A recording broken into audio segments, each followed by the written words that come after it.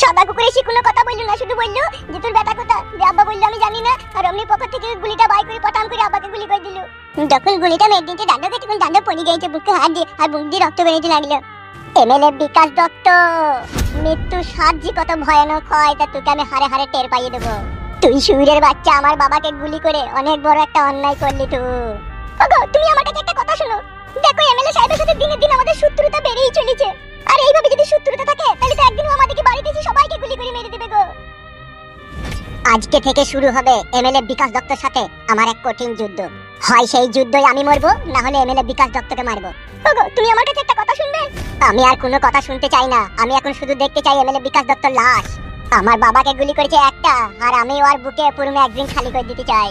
দেখো তাতে অশান্তি ঝগড়া বাড়তেই থাকবে, আমি বলি কি বাড়ি ঘর ছেড়ে দিয়ে অন্য গ্রাম পালিয়ে চলো। না, কোনোদিনও নয় সেটা। বাঁচতে যদি হয় এই গ্রামেই বাঁচবো, আর যদি মরতে হয় তাহলে এমএলএ বিকাশ দত্তকে নিয়েই মরবো। আরে দেখো আব্বা, ঠান্ডা কুকুরকে আগে মারবা, ওই দাদুকে গুলি করে দিয়েছে।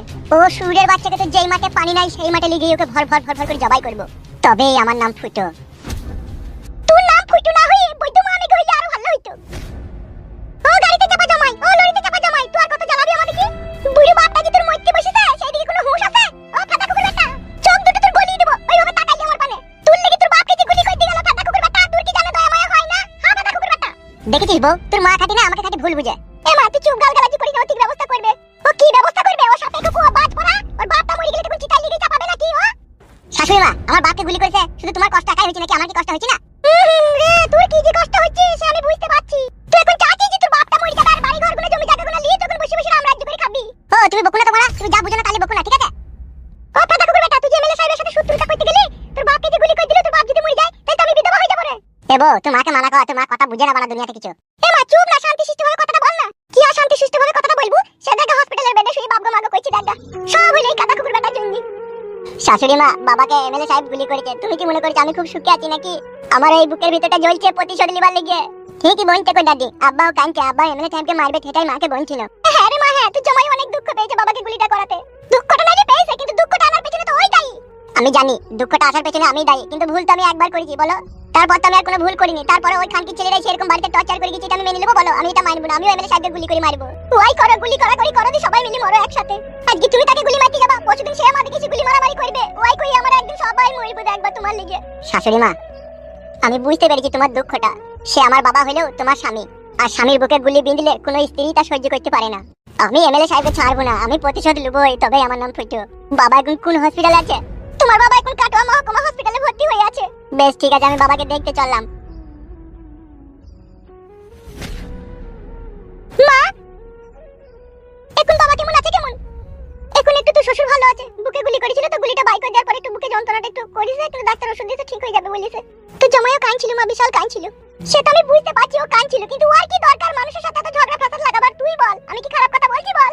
বেশ ঠিক আছে, এটা নিয়ে তুই অত চিন্তা করিস না। তুই এক কাজ কর, তুই শ্বশুরের লেগেছে একটু গরম ভাত আর একটু বাদাম বেটে দিছি নিয়ে যা, সে খাবে, বললু ভোগ লেগেছে তার। বেশ ঠিক আছে, ঠিক আছে চো।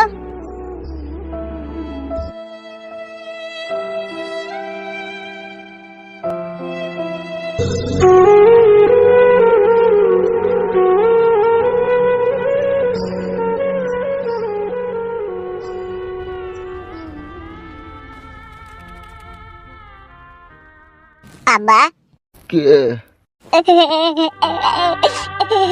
আব্বা আর কি হবে, যা হবে তো হয়েই গেছে। আব্বা গো, যা কিছু আজকে ঘটেছে সব আমার জন্য আব্বা। তোকে আমি বারবার একটা কথা বলি, লোকে ঝুট ঝামেলায় থাকিস না থাকিস না, তুই আমার কোনো কথা শুনিস? আমি বুঝতে পারিনি কো আব্বা, এরকম করে ও চুদির ভাইরা তোমাকে গুলি করে দিয়ে চলে যাবে। এখন তো বুঝতে পেরেছিস? বুঝতে পেরেছি আব্বা, কিন্তু আমি ও সুরের বাচ্চা এমএলএ বিকাশ দত্তকে আমি ছাড়বো না, আর কলজির ঝালকে বাই করে আমি দুই পায়ে করে চটকাবো, তোমাকে বলে রাখলাম আমি। তুমি আমার আব্বা, তোমাকে গুলি করেছে, আমার বিশাল কষ্ট হচ্ছে।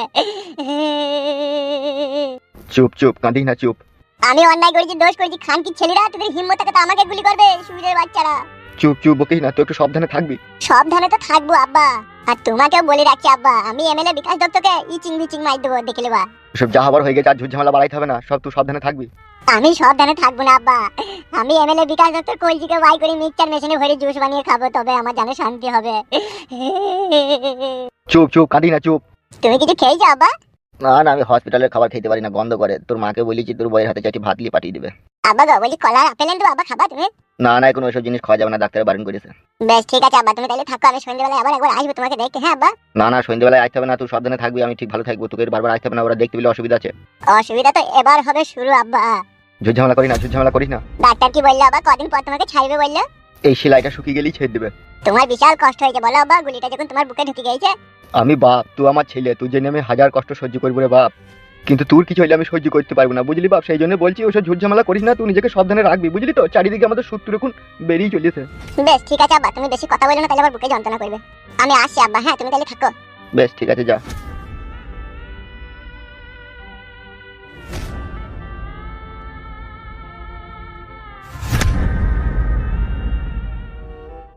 আমার ভাতাটা একটা পাগল, এত তাড়াহুড়ো করে আসতে বললো, কি করবে কিছুই বললো না। মাকে বললাম না, মা আবার আমার জন্য কি চিন্তা ভাবনা করবে কি জানি।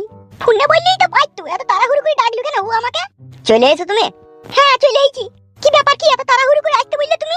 তাড়াহুড়ো আবার কি? আমি তোমার স্বামী, তুমি আমার বউ, আমি দেখেছি তুমি এসেছো। কি এমন কাজ আমাকে নিয়ে যে তাড়াহুড়ো করে ডাকতে হলো? একটা বিশেষ গুরুত্বপূর্ণ কাজের জন্য তোমাকে এখানে ডাকা হয়েছে। সেটাই তো জিজ্ঞেস করছি, কাজটা কি? একটা কথা বলবো তোমাকে। একটা কেন, তুমি হাজারটা কথা বলো, আমার কোনো অসুবিধা নেই। তুমি তোমার স্বামী, তুমি বলবে না তো কে বলবে? তাহলে অত যখন ভালোবাসো, অত যখন বিশ্বাস করো, তখন আবার অত চিন্তা কিসে তোমার? শুনো, চিন্তাটা আমাকে নিয়ে নয়, ঠিক আছে? আমি যে বাড়ি থেকে চলে এসেছি, কাউকে কিছু বলে আসিনি, ঠিক আছে? তাহলে আমাকে বাড়িতে ওরা খোঁজাখুঁজি করবে না বলো? সে তোমার অত চিন্তা নাই, আমি ফোন করে শাশুড়ি মাকে বলে দেবো, আমার বউ আমার কাছেই আছে। বেশ, সে না হয় বলবে, তা বলো এখন কেন তাড়াহুড়ো করে ডাকলে সেটা বলো। কি হইলো বলো, বুবার মতো চুপ হয়ে গেল কেন তুমি? কি গো, তো হুট করে চাইছো কেন, বলো কেন? বলবো, কিন্তু তার আগে তোমার কাছে একটা কথা জানতে চাই আমি। বলো, কি জানতে চাও? আমি সব বলতে রাজি আছি, বলো। কথাটা হচ্ছে শোনাবো। কি বলো? আমি যদি মরে যাই তোমার কষ্ট হবে? ও মাই, আমার গালে গালি গলায় দড়ি, কি সর্বনাশের কথা বলছি গো, কি ও কথা বলছো কেন গো তুমি? আমি আর বাঁচতেও পারি, নাও বাঁচতে পারি বউ। কেন, কিসের জন্য? কে তোমাকে মারবে? কার এত বড় হিম্মত, কার এত বড় ক্ষমতা? একমাত্র তুমিই পারো আমাদের দুজনকে বাঁচাইতে। কি হয়েছে বলো তো, আমি কিছু বুঝতে পারছি না তোমার কথা। এই বাড়িতে বেশিক্ষণ থাকা যাবে না, তুমি আমার সাথে এসো। কোথায়? আমার সাথে এসো, আমি সব বলছি।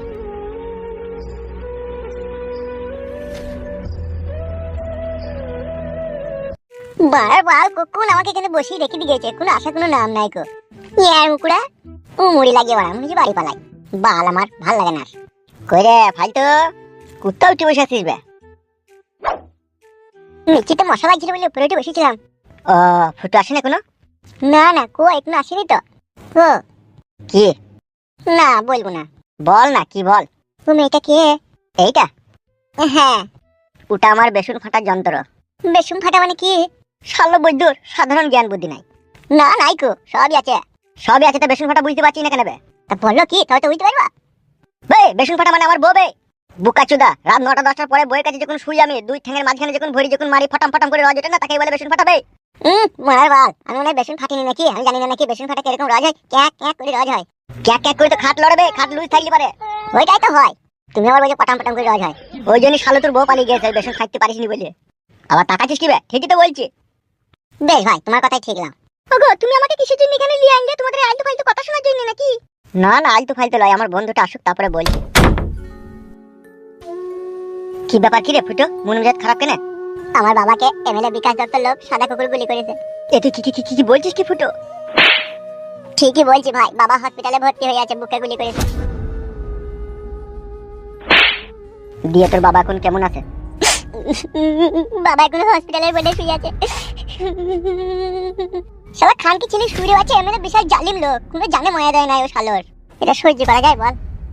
সহ্য তো করা যায় না রে, মনে হচ্ছে এক্ষুনি গিয়ে খানকি ছেলেকে বেলেটে করে কেটে চিড়ি চিড়ি দিয়ে লবণ হয়ে আসে। লবণ ভরা মৃত্যু তো ওর সাজা কম হবে, আমি ভেবে নিয়েছি। ওর কলজি ফ্যাপসা তিল্লি গুড়দা মগজকে বাই করবো। যেভাবে খাসির মাংস রান্না করতে গেলে মশলাটাকে অনেকক্ষণ ভাবে কষায় না, সেইভাবে কষাবো মশলাটাকে। তারপরে ওর কলজি তিল্লি ফ্যাপসা গুড়দা মগজ করে কড়াইয়ে দিই না, 1 ঘন্টা থেকে কষবো। কষার পরে না মদ ঢালবো, জল ঢালবো না।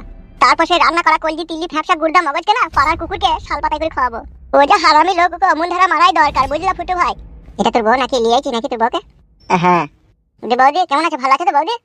হ্যাঁ ওই আছি। বল এবার কি বলবি বল। হ্যাঁ বলতে তো হবেই, না বলে আর কি উপায় আছে। বৌদি বলো। তোমাকে এখানে ডেকে নিয়ে আসার একটা বিশেষ কারণ আছে। কথাতে বলে একটা নারীর ভালোবাসায় পুরুষ মানুষের জীবনের কাহিনী নতুন করে শুরু হয়। তাই সেই জন্য তোমার স্বামী আমি এখানে তোমাকে ডেকেছি। কেন, কিসের জন্য? এই দুজনকে দেখছো? হ্যাঁ দেখছি। এবার আমাকে দেখো। কি দেখবো? দেখতে পেয়েছি তো তোমাদেরকে। তুমি যেটা দেখছো বৌদি, সেটা সম্পূর্ণ ভুল। কি ভুল? কিসের ভুল? তোমার চোখের সামনে আমরা তিনজনের জীবন্ত মনে হলেও আসলে আমরা মৃত। কি বলছো? কিছুই বুঝতে পারছি না আমি, একটু বুঝিয়ে বলবে? তুমি নিশ্চয়ই শুনেছো কিছুদিন আগে আমাদের গ্রামে যে রেপ করে যে মেয়েটা মরে গেল, এমএলএ সাহেবের মেয়ে। হ্যাঁ শুনেছি, সেটা আমার স্বামী করেছে, ও বাড়িতে বলেছে। তাহলে শুরুটা যখন জানতেই পেরেছো, তখন শেষটাও জানো। বলো। আমাদের এই তিনজনকে মার্ডার করার লেগে এমএলএ বিকাশ দত্ত সাহেব ফান পেতে বসে আছে। আর এমএলএ বিকাশ দত্ত সাহেবের সাথ দিচ্ছে থানার পুলিশ। আর আমরা তিনজন যদি মরে যাই, আমাদের বাবা মারা হয়তো চিতায় পুরানো ছাড়া আর কিচ্ছু করতে পারবে না। এমএলএ বিকাশ দত্ত সাহেবের বিরুদ্ধে লড়াই করে আমাদের খুনের প্রতিশোধ নিতে পারবে না। তাই তোমার স্বামী আর আমি মনে মনে চিন্তা ভাবনা করেছি, প্রতিশোধ নেবার একমাত্র হাতিয়ার হচ্ছে তুমি। আমি? সেটা কি করে? একটা নারী যা করতে পারে একটা পুরুষ মানুষ তা কখনোই কোনোদিনও করতে পারে না। কি করতে হবে আমাকে? আমাদের এই তিনজনের জীবনকে বাঁচাতে হবে তোমাকে। আমি কি করে বাঁচাবো? এমএলএ সাহেব যদি তোমাদেরকে মার্ডার করে ফেলে? ওইখানে গুড়ে আর মধুতে পাইল করে ভরা আছে। কি বলতে চাইছো একটু গুছিয়ে ভালো করে বলো না। তাহলে শোনো, এমএলএ বিকাশ দত্ত সাহেবের ডান হাত আর বাঁ হাত হচ্ছে সাদা কুকুর আর হামসাপার। আর এই হামসাপারকে তোমাকে হাত করতে হবে। হামসাপারকে তোমার জৈবনের লোভ লালসাতে ফেলে তোমার জৈবনের অতই সাগরে ডুবিয়ে তাকে পাগল করে দিতে হবে, যাতে সে তোমার জৈবনের এক গ্লাস রস খাওয়ার জন্য পাগল হয়ে থাকে। আর সে পাগল হয়ে গেলেই আমরা তিনজন বেঁচে যাব। হামসাপার পাগল হইলে তোমরা তিনজন কি করে বাঁচবে সেটা তুমি বুঝতে পারছি না। যখন সে তোমার জৈবনের নিশায় খেপা কুকুরের মতো দৌড়ে বেড়াবে, তখন তুমি তাকে যা বলবে সে তাই শুনবে। আর একদিন ওকে তুমি তোমার ঘরের ভিতরে ডাকবে, তোমার শরীরের সমস্ত সাজ পোশাক খুলে ফেলে দেবে। তারপরে হামসাপারকে তোমার কোলে বসিয়ে 2 বোতল মদ খাইয়ে দেবে তুমি তাকে। যেমনি হামসাপার 2 বোতল মদ খেয়ে ফেলবে, তার মাথা থেকে ওলঢোল হয়ে যাবে। আর ওই সময়তে হামসাপার তোমার সাথে যৌন মিলন করার চেষ্টা করবে। আর সেই সময় তুমি তাকে যৌন মিলন করতে দিবে না, তার আগে তার সাথে একটা শর্ত রাখবে তুমি। কি শর্ত রাখবো? সেই সময় তুমি বলবে এমএলএ বিকাশ দত্ত সাহেবের মুন্ডুটাকে কেটে তুমি আমার কাছে নিয়ে আসো, তবে আমার সাথে তোমাকে যৌন মিলন করতে দেবো। সেটা কি সে করবে? পুরুষ মানুষ ওই 5 মিনিটের যৌন মিলন করার জন্য গোটা দুনিয়াকে ভুলে যায়। তাই তোমার কাছে একবার শোয়ার লেগে ওই কাজটা করতে বাধ্য হয়ে যাবে তখন। কি রে, কিছু বল তোর বউকে। কি বলবো, আমার বউ তো জ্ঞানমান মেয়ে, ও সবই তো বুঝতে পারছে নিজের স্বামীকে বাঁচানোর জন্য এটুকু কাজ তোকে করতেই হবে। আর না করো না বৌদি, প্লিজ। আমি অবশ্যই চেষ্টা করব তোমাদের তিনজনের প্রাণ বাঁচানোর জন্য। সত্যি ভাই কালো কুকুর, ভাগ্যগুণ একটা বউ পেয়েছিলি রে, এরকম বউয়ের পা ধুয়ে পানি খাওয়া দরকার রে। থাক, ও কথা বললে আমাকে লজ্জা দিও না। সত্যি তোমার মতো মেয়ের কোনো তুলনা হয় না। এখন আমাকে বলো, আমি হামসাপারকে কি করে প্রেমের জালে ফাঁসাবো? ওই শুইরের বাচ্চাকে ফাঁসানোর জন্য একটাই রাস্তা খোলা আছে। কি সেই রাস্তা?